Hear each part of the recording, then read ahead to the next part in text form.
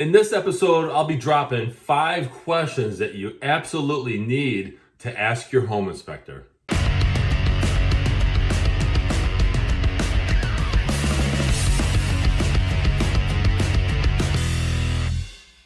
Welcome everyone to this episode of the AskJasonGelios Show. I'm Jason Gelios, Michigan Realtor, and I appreciate you tuning into this episode where I'll be sharing with you the 5 top questions and the reason why behind each of those questions. 5 top questions that you should be asking your home inspector.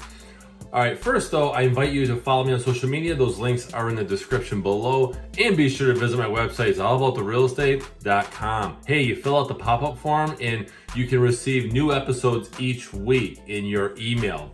No spam, just valuable content. Now let's go ahead and dive into this. So I put together the top 5 questions that you should be asking your home inspector. So the first one is actually, what condition is this house in overall? And by the way, these are questions that you should be asking towards the end of the inspection. Now, a great home inspector will review and provide a report and, kind of summarize what they found, and they will highlight any huge issues that might actually stall or kill your deal.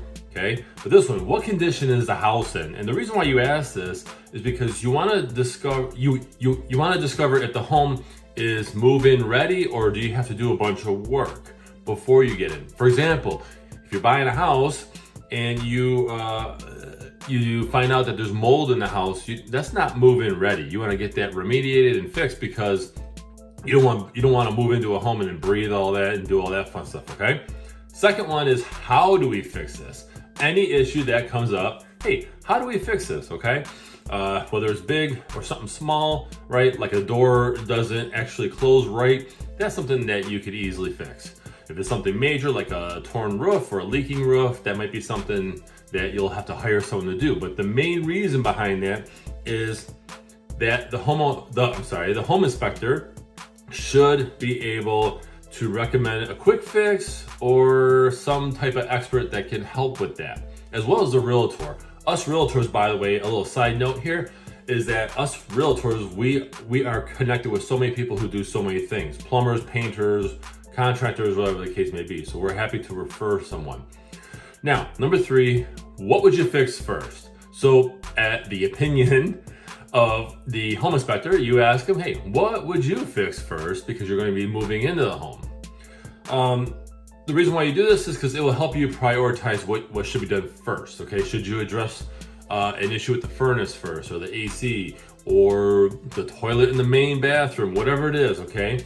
And by the way, another side note here, I love my side notes, but I think of it as I'm sharing tips and information, is that if you're looking at purchasing a home and someone is living in there, it doesn't mean that it's habitable. I've seen homes where my buyers, we have found stuff during a home inspection, like for example, mold, and the people were living there, and I don't know how they were living there, because you shouldn't be living there, okay? And I've seen homes that were absolutely trashed and wrecked, and I was shocked that somebody was living there or still living there, quite honestly.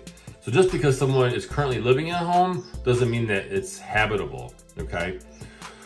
All right, where we're at. Okay, so number 4 is, show me how this works. Okay, so, you want to know how certain appliances work, things like that, especially for first-time home buyers. I see this a lot with first-time home buyers where they're like, hey, how does this work? How do you check a furnace filter? How do you run the dishwasher? Okay, this may seem like common sense, but it's not if you've never owned a home before and you've never done those things and you weren't taught. So you want to ask, hey, show me how this works, how certain things work. And a home inspector will be glad, they should be glad, to show you briefly how it works, okay?